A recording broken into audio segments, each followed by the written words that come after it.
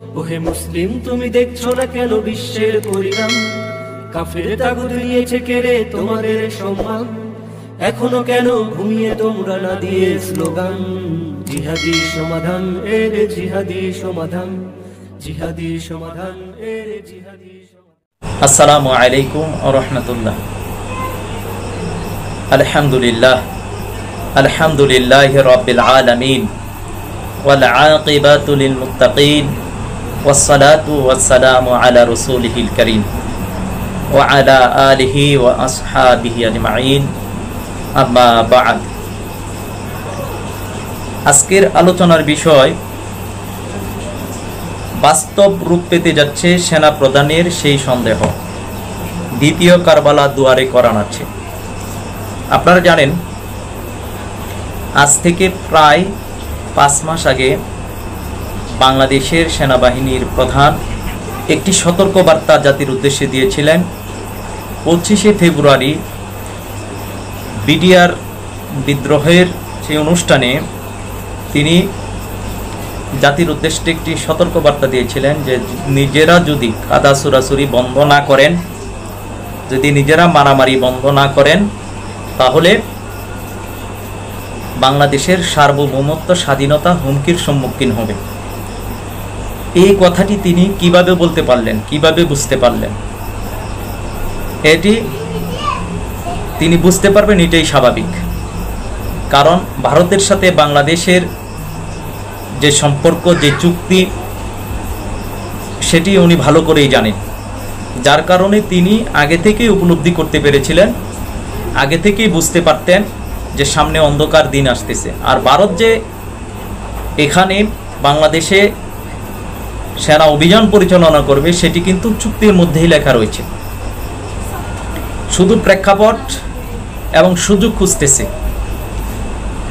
এজন্য জেনারেল ওয়াকার উনি নিজেই দুষ ফুরিয়ে নিয়েছেন যে পরে আবার বলবেন না যে আমি সতর্ক করিনি।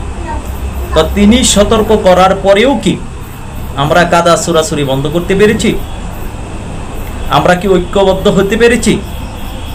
একটি দেশের সেনাবাহিনীর প্রধান যখন দেশের জনগণকে সতর্ক করে, সেই মূল্যবান বার্তাটিকে আমরা বুঝতে পেরেছি এবং আমলে নিয়েছি। এটি অবশ্যই গুরুত্ব দেওয়ার দরকার। উনি সাধারণভাবেই শুধু এই কথাটি বলেনি, ওনার কাছে সেই তথ্য উপাত্ত রয়েছে বিদায় তিনি সেই কথাটি বলেছিলেন। আজকে আমরা দেখেছি কাদা ছুড়াছুড়ি বাড়তেছে, দিন যতই যাচ্ছে। আজকে আমাদের মধ্যেই কিন্তু দল উপদলে বিভক্ত হয়ে গেছে, একে অপরের প্রতি বিরোধিতা করতেছে, শত্রুতামি করতেছে, এবং কি মারামারি পর্যন্ত করতেছে। আর এই সুযোগটাকেই শত্রুপক্ষ কাজে লাগায়।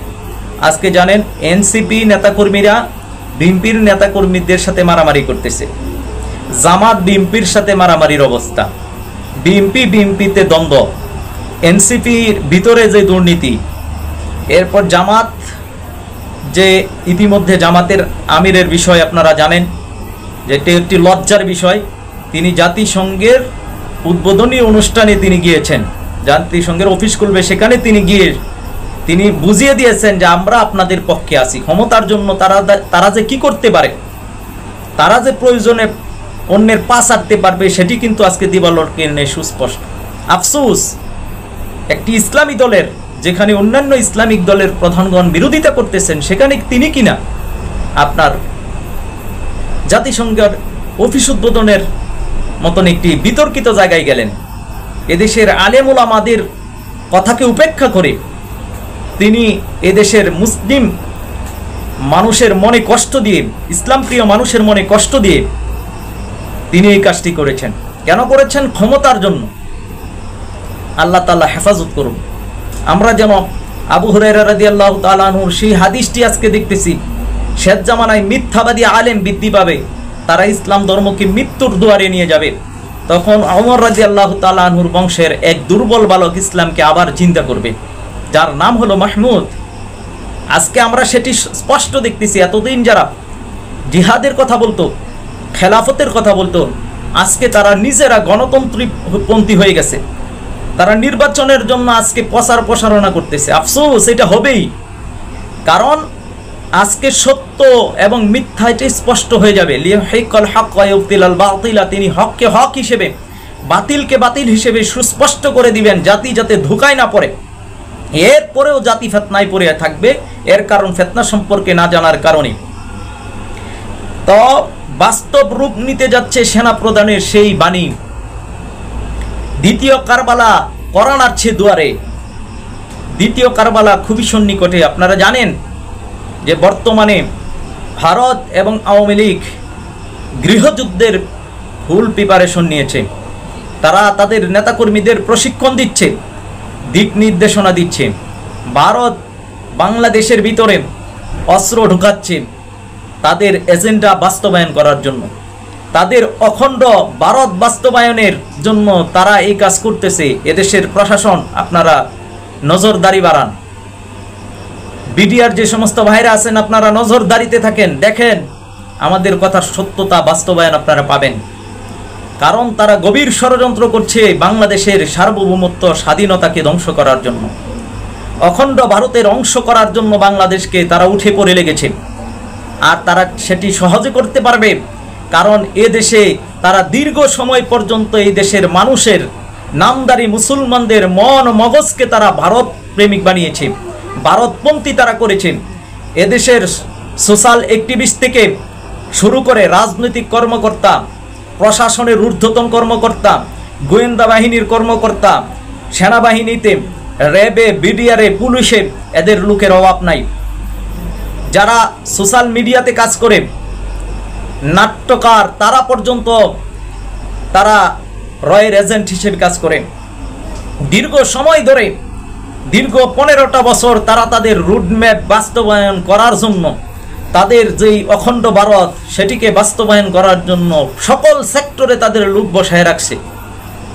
সুতরাং তারা সামনে ভয়ঙ্কর রূপে ফিরবে এবং তাদের উদ্দেশ্য বাস্তবায়ন করার জন্য মরণ কামড় দিবে, কিন্তু ফলশ্রুতিতে তারা বিজয় লাভ করবে না।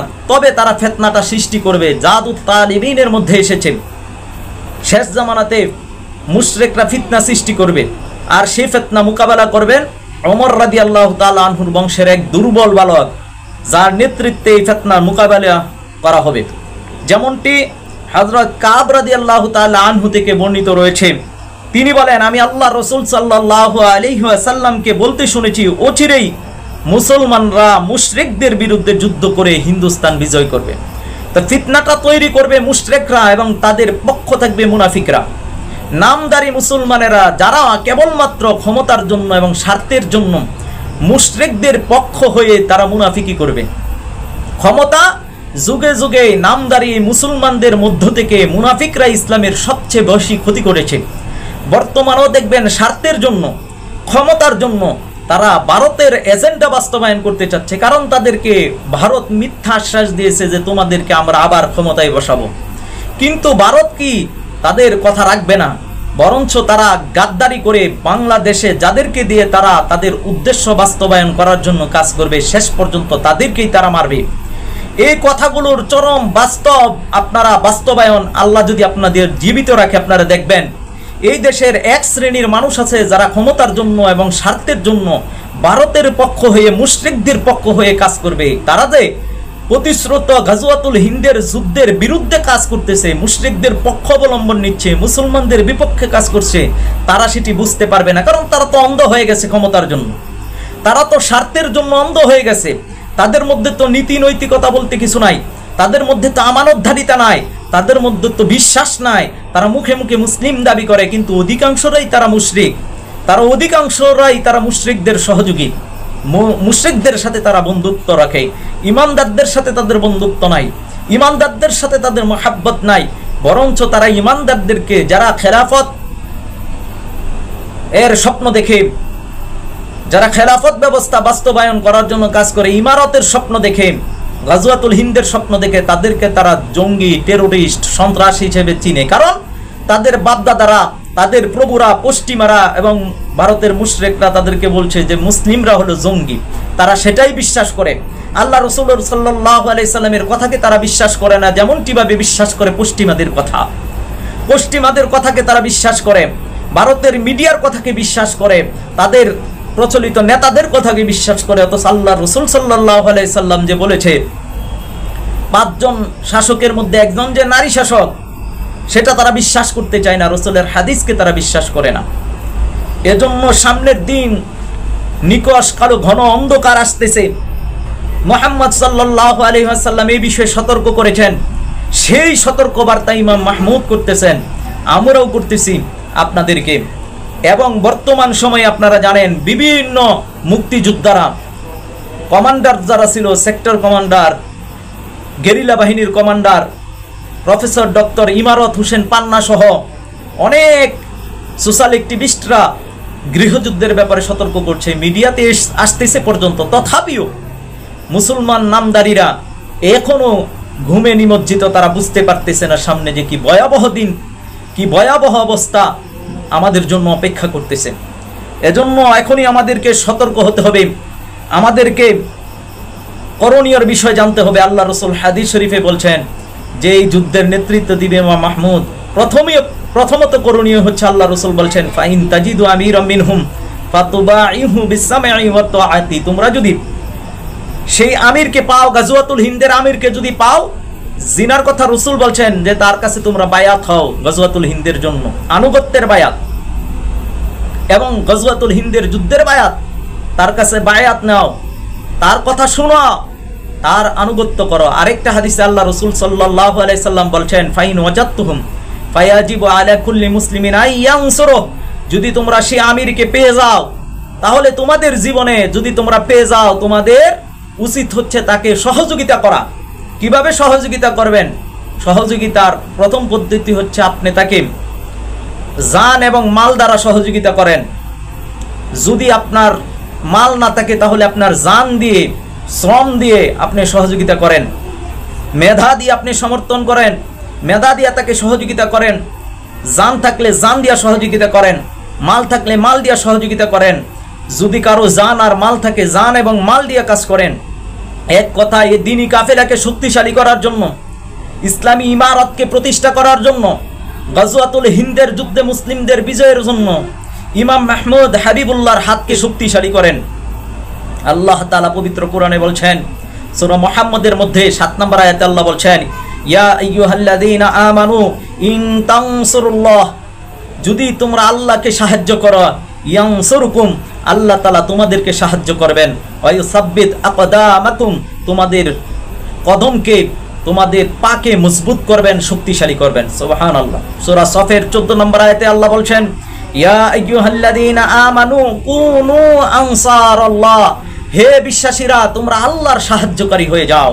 কামা ক্বালা ঈসা ইবনে মারইয়াম লিল হাওয়ারিয়িনা মান আনসারি ইলাল্লাহ, যেমন ভাবে ঈসা ইবনে মারইয়াম হাওয়ারিয়িনদেরকে, তার সহচরদেরকে, তার উম্মতদেরকে বলেছিলেন, কে আছে আমাকে আল্লাহর জন্য সাহায্য করবে? তখন হাওয়ারিয়িনেরা বলছিল, নাহনু আনসারুল্লাহ, আমরা হচ্ছে আল্লাহ তাআলার সাহায্যকারী। তাদের মধ্য থেকে একদল ঈসা আলাইহিস সালামের উপর ঈমান এনেছে, একদল মুখ ফিরিয়ে নিয়েছে। আল্লাহ তাআলা তখন যারা শত্রু ছিল, শত্রুদের বিরুদ্ধে আল্লাহ তাআলা বিশ্বাসীদেরকে বিজয় দান করছেন। সুবহানাল্লাহ। ঠিক একই ডাক ইমাম মাহমুদ হাবিবুল্লাহ দিচ্ছেন আমাদেরকে, কে আছে আল্লাহর দ্বীনকে প্রতিষ্ঠা করার জন্য আমাকে সহযোগিতা করবে? কে আছে গাজওয়াতুল হিন্দের যুদ্ধে মুসলমানদের নিরাপত্তার জন্য আমাকে সহযোগিতা করবে? ঠিক একই ডাক ইমাম মাহমুদ হাবিবুল্লাহ দিচ্ছেন যে আল্লাহর জমিনে আল্লাহর দ্বীনকে বাস্তবায়ন করার জন্য, ইসলামী ইমারতকে প্রতিষ্ঠা করার জন্য, খেলাফতের পথকে সুগম করার জন্য, গাজওয়াতুল হিন্দের যুদ্ধে মুসলমানদের জান মাল আর ইজ্জতকে রক্ষা করার জন্য কে আছে ইমাম মাহমুদ হাবিবুল্লাহর হাতকে শক্তিশালী করে আল্লাহ তাআলার দ্বীনকে সহযোগিতা করার মাধ্যমে আল্লাহ তাআলাকে সাহায্য করবে? যারা আল্লাহ তাআলাকে সাহায্য করবে, আল্লাহর দ্বীনকে সাহায্য করার মাধ্যমে আল্লাহ তাআলা তাদেরকে সাহায্য করবেন, আল্লাহ তাআলা তাদেরকে বিজয় দিবেন, আল্লাহ তাআলা তাদেরকে দুনিয়া এবং আখিরাতে সম্মানিত করবেন। সুতরাং আসুন কোরআন এবং সুন্নাহর এই উদাত্ত আহ্বান ইমাম মাহমুদ হাবিবুল্লাহর হাতকে আমরা শক্তিশালী করে গাজওয়াতুল হিন্দের যুদ্ধের জন্য বাহিনী তৈরি করি, যারা নিজেদের জীবন দিয়ে মুসলমানদের জান আর মালকে রক্ষা করার জন্য কাজ করবে, যারা দেশের সার্বভৌমত্ব আর স্বাধীনতাকে রক্ষা করার জন্য কাজ করবে। আসুন ইমাম মাহমুদ হাবিবুল্লাহর ডাকে আমরা ঐক্যবদ্ধ হয়ে ওনার হাতকে শক্তিশালী করি, তাহলেই কেবল আল্লাহ তাআলা আমাদেরকে সাহায্য করবেন। আল্লাহ সুবহানাহু ওয়া তাআলা সামনের যেই ফিতনা, সামনের যে ভয়াবহ আযাব, এই যুদ্ধের দামামা বাজার আগেই আমাদেরকে সতর্কিত হওয়ার এবং আমাদেরকে কাজ করার তৌফিক দান করুন। আমিন ইয়া রাব্বাল আলামিন। আসসালামু আলাইকুম ওয়া রাহমাতুল্লাহ। এসো এসো বন্ধুরা দলে দলে, ইমাম মাহমুদের পতাকা তলে। এসো এসো বন্ধুরা দলে দলে, ইমাম